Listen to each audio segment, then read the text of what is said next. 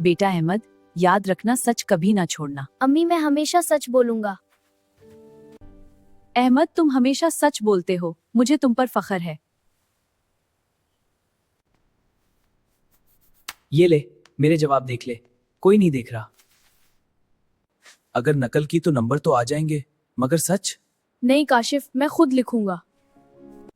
अहमद, तुम पर नकल का इल्जाम है। मिस, मैंने नकल नहीं की। सर, अहमद ने मुझसे जवाब पूछा था। ये सच नहीं है सर।